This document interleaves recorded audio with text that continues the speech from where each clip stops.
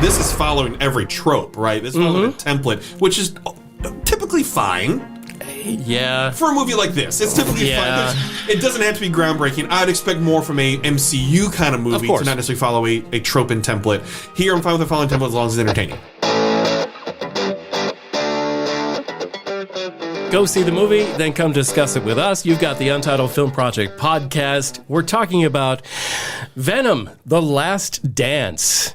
Eddie and Venom are on the run from global and universal, literal enemies that may just be the end of their symbiotic relationship. We've come a long way, you and me. But we are strong. This world can't survive if you stay together.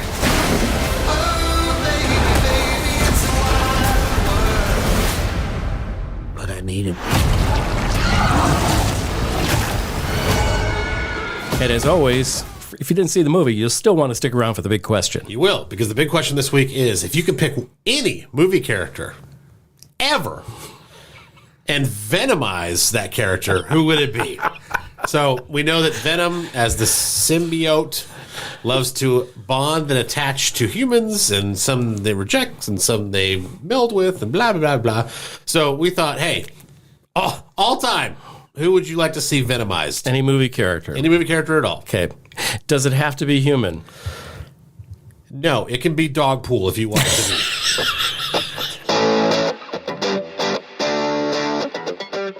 All right, let's get some official first takes on Venom, The Last Dance, or Venom 3, whatever you want to call it.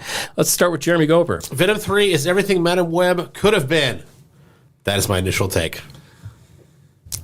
There's a lot to dissect there. There is. Okay, all right. I'm looking forward to doing Looking that. at you, Sony. Peeling back the onion to discover what that means. Layers. I'm going to give my take on this movie. I'm not a huge fan of the Venom franchise. I do like the buddy relationship between Eddie and his symbiote, Venom. It's funny. It's got good banter, and without that, these movies are nothing. We had a little bit of this, but my initial take on this movie feels like it was so disjointed because I think it was made partly before the writer's strikes of last summer and then after. And to me, it seems like you could tell that like they were made at different times. Overall, I had fun with it when you compare it to a Madam Web and a Morbius. Mm-hmm. And if anything else in the Sony-verse. Right, aside from the animated. Right, sure. Yeah, let's live make action, sure. Sony-verse, live action. Yes, so for me, I just sat back and I enjoyed the banter. I thought it was pretty witty writing. The acting between the chemistry between the characters, even though one is obviously not a real person, right? I thought was fun, and that's the key thing is that I just had fun with this. Whereas I don't think you're gonna have people going to hate watch this. Nope. You're not getting that trash talk. People, it's not good movie, it's not good cinema, but it's fun for what it is. And I know I say that a lot about movies like this, but that's all a movie needs to be for something like this. Yeah, it is way better than Let There Be Carnage. I mean, that is forgettable. Like, that is a forgettable Venom movie. Yeah. The first Venom's fun, too, because you're getting the introduction to it. Discovery, the learning of each other's habits, things like this. And the way this takes place is not that long after it. And I do enjoy how where it takes off right from Spider-Man as well, too. So they kind of touch on that as well. But overall, I had fun with the witty writing. That's what I appreciated the most about it. Not even necessarily the storyline or anything like that. It was just the comedic timing and some of the witty jokes were enough for me to have a good time in the movie theater. All right. We got to go right to Gover because he teased the heck out of us like an 80s girl in a mall. He teased his hair. Oh, gotcha. Of an idea that, tell us more. Madam Web was so awful because it was awfully written. The characters, the cast members didn't seem to care. They were very much there. Hey, well, look, we signed a contract. Let's just get through this. Yep. Right? And the story was awful. Okay. But Venom 3 is also not a great movie, as Bradford said, not good cinema, right? But the characters seem to be having fun. They wanted to be there. Or at least they portrayed like they did, right? The story is fun. It's not great. It's not groundbreaking, but it's still fun. When you go to the theater, you're going to have a good time for an hour 40. Like, it's a good, it's Thankfully, fun. it's only an hour 40, too. Yes, exactly. Mercifully, yeah. Yes. So when I say it's everything Madam Web could have been, that's what I mean. If Madam Web actors had cared, and if the story was actually worth writing home about, at least to a degree, and they could have, they had the potential. That's I guess what I'm going at. Sure. Madam Web had the potential to be at least entertaining. At least not great cinema. A medium, we get that. Medium movie. Yes, yeah. A very mid movie, for sure. At least been like a forgettable movie. Would have been a huge improvement over what it was. Okay, Venom 3 at least is fun while you're in the theater for me. I was okay with that. You're laughing. I'm going to make sure I'm just laughing at the people like sitting on a therapist's couch trying to forget the memories of Madam Web. Well, that's true. Oh wait, flashback. Yeah, she's in a jungle, and her mom is getting shot by a gun. Okay, my gosh. But here's where I really want to talk about Triggered. The opening scene is exposition, and I was like, oh, here we go. Like, it was just immediate, like, oh, criminy. Whereas, like, I think if a Marvel movie, MCU, right, actually does this, I probably don't notice. But because it's in the Sony live action Sony-verse and it's not Spider-Man, I immediately am just like, oh, here we go. It was introduced the big bad. It was like a short version of the super long exposition from Black Adam. Yes. Thankfully, this one was a lot shorter. It reminded me of like Transformers movies. Exposition to start of like the villain and everything. Let's tell the story. Yes. Right. Yeah. So I live in a lonely place somewhere else in the universe, and I am going to do bad things. And you're going to try to stop me. I created both of you. Yeah. Last thing I wanted to bring up in my deeper dive was that Sony wants so badly to be in the Marvel multiverse, but then they make stupid decisions, like casting the guy who plays Carl Mordo as Commander Strickland, and the guy who plays Dr. Connors as Martin Moon, the dad and the hippie dad, basically. Those are parts that could have been played by anybody. But they chose, when they want to be a part of the Marvel Universe, multiverse adjacent or not, they so badly want to be in that space. And yet they make it so even if Marvel does come along and say, all right, you've written a halfway decent project, get over here, let's hug it out, they can't. Nope. Because they've cast people that were already in Marvel movies. So stupid. That's my deeper dive.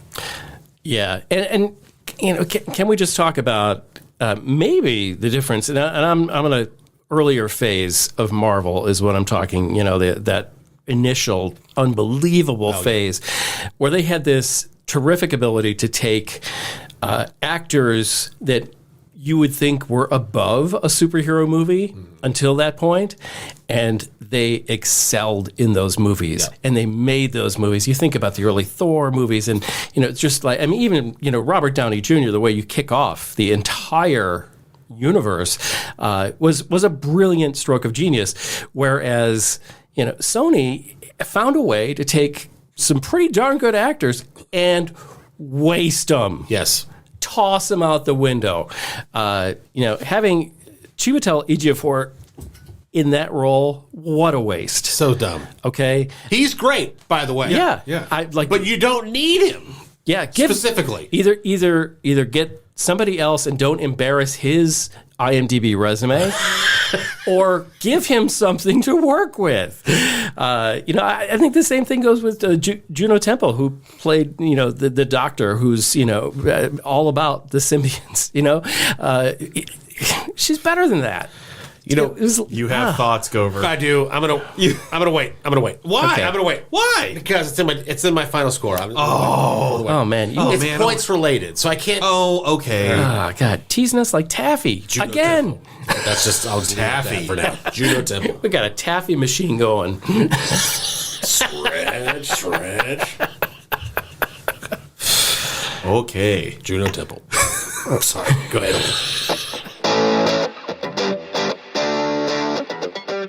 Speaking of the villain, though. Yes. Wait. Which one? Null. Okay. Got it. Okay. Make sure Okay. Speaking of the villain, Null, we have the BB. those are extensions of him. No, I know, but right. Yeah. Why? Like that's because they want so desperately to be. I know, but that's not even worthy of. I understand like that. That's so I'm totally agreeing. Okay. Why? Because it's so rarely used. And you have Andy Serkis. Okay. The GOAT, right? Yes. Which, by the way, is another Marvel actor. Yeah. Sorry. Forgot about that one. No. Yep. Case in point. Well, probably because he's on screen for probably a grand total of 47 seconds. Right. And using his voice more than anything else, too. Sure. But the why factor, because there's nothing really threatening about this villain because it's using satellites, basically to do his business. Right. So why is he ominous and scary? There's no reason to feel scary, especially because a trilogy overall can work better when you have continuity of a bad. Sure. Right? Like, I don't want, this is nowhere in relation to Star Wars. Anything else that's Marvel, really, where you can have continuity, and that's where I think Iron Man struggled overall. You don't have continuity of bad, but that's where you have the whole Thanos thing. Works overall better because you have continuity of bad. That's why people are so frustrated that Darth Maul died in episode 1, right? But if you're saying if you take the Iron Man movies in a vacuum, there's no consistent bad. Right. Okay. Yeah. So like this though, I'm going the problem with the Venom trilogy overall is obviously it's not the villain part. It's more the relationship that Eddie has with Venom. And that's fine. So in that essence, why you just throw in a big bad with the whole dialogue at the very beginning of the movie and throw it in like this? So there's no threat because you know overall how it's going to end. This is following every trope, right? This is following a template, which is typically fine. Yeah. For a movie like this, it's typically fine. It doesn't have to be groundbreaking. I'd expect more from a MCU kind of movie to not necessarily follow a trope and template. Here, I'm fine with the following template as long as it's entertaining. But it followed so much of that, I'm going, why? It's just the why question of the villain. I saw that opening scene. I'm going, Huh? You're a comic book guy. Why even bother? Well, kind of. Please don't put me in that because I'll get called out. Well, you know what I'm saying? Is it just for the nod to the comic book fans? Probably. Or is it more of an excuse? I think it's more we needed a big bad. I think it's more of an these excuse. big creatures are going to come because what's next, right? They're ending the Venom thing, right? They can always let it live on because they tease it, but like God, they always do. Wanna, right? they want to be in Secret Wars so bad, so bad, and I bet I bet they find a way. Of course, even if it's a little nod, they're going to find a way. Sure. But it's more of an excuse of we need something. We need something to battle up against. So let's get Andy Serkis to play Null for 47 seconds. So Venom can sacrifice himself. Like we need some. Yeah, it's a means to an end. That's why it's like, no, yeah, sure, take him. Okay, you die. Like there was, and the villain doesn't even get killed off. He doesn't get out of the chair. Exactly. Like that's the problem I had with the villain. I enjoyed overall the movie because the relationship with Eddie and Venom and the comedy there, the banter and the friendship. The villain, just like how many of these types of movies where the villain is like the villain ruined it for me. Oh God, the big bad is no different than my grandpa watching football. He just sits in the chair the whole time. That wasn't a flag. That was holding. Okay, let's put some positives in this movie. And are these movies even remotely watchable without Tom Hardy? I don't think they are. I don't know. Like you need. Okay, let me just say, I'm not saying he's the only guy who could do this. Okay, but I am saying it takes somebody like him and his caliber to carry off this movie because this movie is the relationships and he's carrying most of it because the other one's just a voice. You know what I mean? Which is him. Am I not mistaken? It's him, right? It's his voice. Yeah. So, I think, I got to credit him. He is one of the reasons I can sit and watch popcorn and enjoy these movies, even if they're not that great. I'll concur with that. I'm glad you made the clarification of he's not the only person that can play the role because I agree with that. There's different. You could do something. Sure. That, other actors could definitely do it and do it well. But yes, if he's not in it, maybe the Venom symbiote is attaching to different people throughout the series. I'm just making up something else, right? It's not watchable to me. It's immediately it's not as entertaining, and I immediately throw it out. So yeah, I would agree with you to a point. I do think other actors could do it, but I think that he has the charm and the charisma. Yeah. And obviously the buy-in. He likes the character, obviously. Right. You can tell on screen that he really does enjoy the character, and therefore he makes it his own. I think it's great. And he co-wrote this movie. Yeah. With Kelly Marcel, who's been a writer on all three. Yes. That's why you say buy-in compared to Madam Web. Right. That's what makes it entertaining, is when you have the buy-in, at least, that they know they're not making this epic, life-changing superhero movie that other things could be. It's a fun movie for them. It's a fun movie for them. With a paycheck. Yeah, and they had fun making it. You can tell that the people that played the family is not one of my favorite parts, but it's an entertaining part. I like that aspect of it because it added a little bit of depth to it and just made it entertaining. Yeah. Especially with the kids and things like that, which weren't awful. Right. And they were not awful, that's right. Just a little bit of heart in there as well, too. And the whole alien thing, you see Eddie's heart come through as well, too. Yeah. So it added a little bit of an element to that. You could just tell, again, they're having fun making it. And the audience can feel that. You can feel when they're not into it. Just like Madam Web and so many other films, you can tell if they're just there to show because they had to, because they signed a contract. Right. Maybe they thought it was going to be a good movie, then realized it was going to suck. But it's too late now. Gotta ride it out.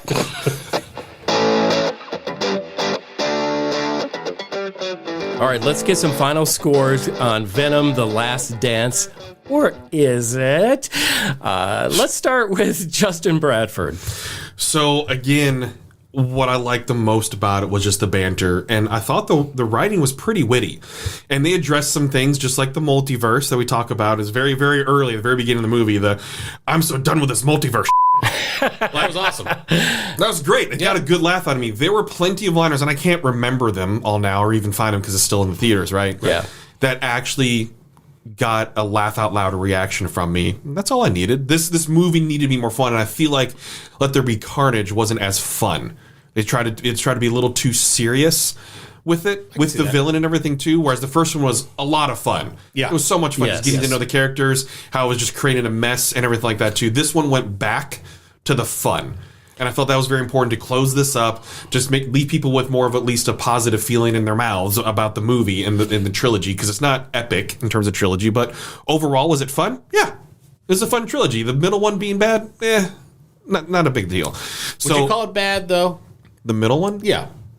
I don't know if I put the word bad on it. I'd call it forgettable more than bad. I would do that. If I was giving it a ranking, I'd probably put it like a 4.5 or a 5. Okay. So to me, bonus ranking here on the Untitled Film Project Podcast. We're not talking about that movie. He gave you a grade. Ding. So for me, that falls under category of bad. Okay, that's fair. So all that aside, this was fun. I had fun with it. It's not necessarily forgettable. I'll remember some of the lines and everything like that. You can see how they're, just like Over says, they want to be a part of that multiverse as much as possible, Secret Wars, whatever. They'll probably get it in there because they know it's important to the fandom in some form or fashion. I'm going to go with a 6.5. Oh. 6.5. Okay. Okay. All right, I want to jump in there because you brought up something that I think I would have enjoyed better in this movie, and that is the banter and the comedy between Eddie and and his symbiont. I really would have just loved they go to Vegas. I mean, literally, just don't even put the big bad in there. Just have fun with. Make this just a buddy road trip. We're going to Vegas movie. That's all you need. Like to me, I would have just made it a comedy. Straight up. Because every time it veered into trying to be serious, it became a joke, but not the kind they wanted. So I think this movie is so mid that I can give it nothing more than a 5. And credit to Tom Hardy for carrying the weight of this movie. Over. You got a score? 5. Oh, sorry. I meant to. Yes. I apologize. Yeah. Well, it's my score is kind of like the movie. 5. 5. 5. Yeah, I know. It's cute. I won't eat it. Before I get to my score, I had something that I wanted to bring up, but I don't really know where, so I'm going to force it in here. Jim, early in this podcast history, I think during Knock at the Cabin. Okay. You had mentioned, has anybody in Hollywood ever seen an actual newscast before? Because it always looks so hacky and stupid. That is a thing. And this was another thing in this one where there was a news anchor. He's watching a broadcast. There's a news anchor, and she's on some fake set that doesn't even look anything remotely like a real set would be. But I think they named it, didn't they? Give it a network? Was it CBS or? Well, whatever it was I was shocked because the lower third didn't look anything. It looked like straight out of a plug-in. The backdrop was obviously a green. It was awful. Not a newscast at all. Period. I thought of you. Okay, so what a callback! The main research scientist, as we've named Juno Temple, Teddy, is fine. So when I'm joking about her, I don't mean that she was fine. I don't mean that she was not a good actor. What I mean is, there is no way in hell the American government would let their lead scientist, especially about aliens, wear an Area 51 shirt. That's absurd. But they are decommissioning it, right? I don't care. The fact that I know it was her brother's shirt and they had the flashback where he's wearing it on the beach and he dies and she feels responsible. I get all that. But him wearing it as a foreshadow for her job is enough. Now you've put her in the Area 51 shirt while working at Area 51. That would be laughable. It would be laughable. So, no, that's ridiculous. She probably has some dirt on somebody. Points off for that. Yeah, either that or, to help pay for the decommissioning of Area 51, they started selling merch and they needed her to put it, to wear it all the time in case you address the world conference. Hey, wear this and put this hat on because we need to sell the merch. But really, when they were getting down to it with the costume, they're like, what is going to piss Jeremy K. Gover off? Yeah, it's so continuity stupid. of T-shirts. So dumb. There are scenes that are blatant copies of other films. For example, when Detective Mulligan is behind the glass and they're asking him stuff, that is straight out of Independence Day, where the alien has his tentacle wrapped around data from Star Trek. Yeah, exactly. Mm-hmm. It's exactly the same. There were ADR issues where they're clearly not saying the words that they're actually mouthing on scene. There was that. He was paying attention. I know. We had a double explanation, you guys. This is the worst of all of them. We had a double explanation. So we had one scene where they would explain something, and I wish I could remember what it was. And then the very next scene, they're explaining it again. And my son, who's 12, looks at me and goes, "We've already heard this." Yes, son, we have. It's like when in a theatrical play, somebody repeats a line. And you just roll with it. And they repeat it again. Yeah. And they're like, we'll just start over. Nobody's going to notice. Yes. It is the kind of thing you would see in a DVD deleted scene.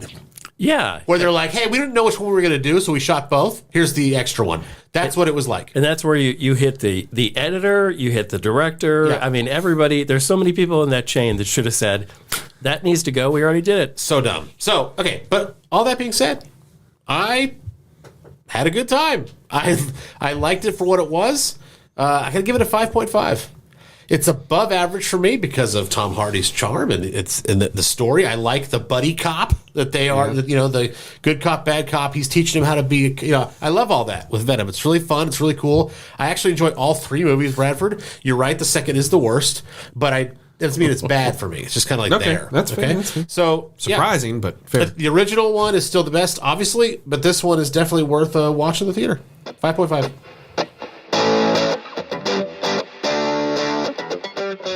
Okay, now is the time of the Untitled Film Project Podcast where we set this movie aside. Maybe there's a little hint of that movie in the question, but let's answer the big question. If you could pick any character in any movie ever, who would you want to see venomized? So we know that, again, the symbiote... the symbiote attaches to a human host.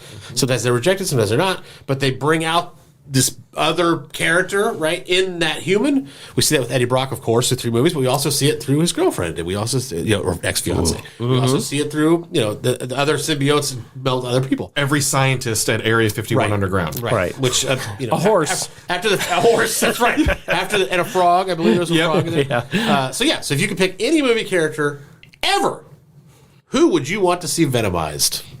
Bradford. Please. Roger Rabbit. Oh, wow.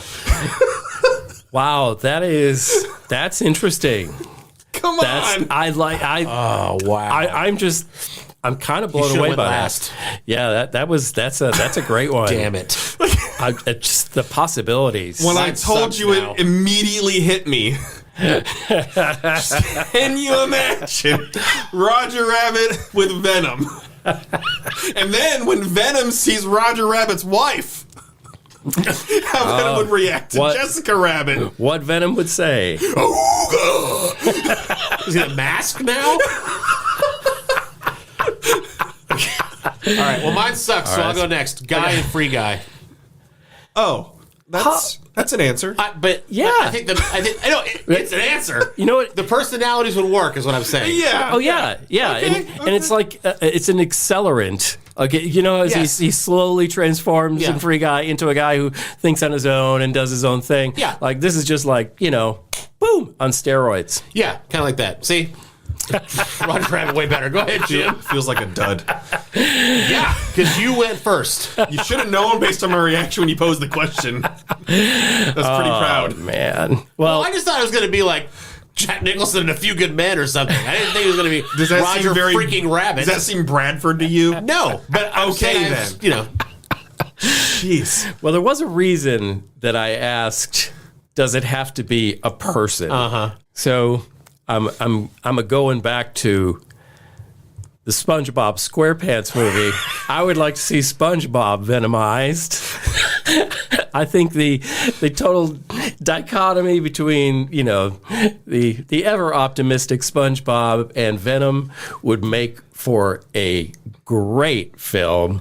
And I can see I can see the scenes, okay? All right, we've got like the big flowers underwater, we've got SpongeBob, and he's like, I know Patrick is our enemy now, but can't we just hug it out? And Venom's like, only if by hug you mean utterly destroy. You know, just, I think it would be great. You'd be overwhelmed with all the seafood. He would be, that's true.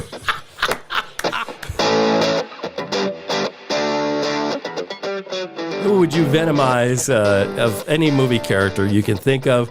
Let us know in the comments. Hit us up on social media. We are the Untitled Film Project Podcast. He is Justin Bradford, Jeremy Gover. I am Jim Chandler. Good night, everyone. Thank you for listening to the Untitled Film Project Podcast. To support the show, please rate, review, follow, and subscribe.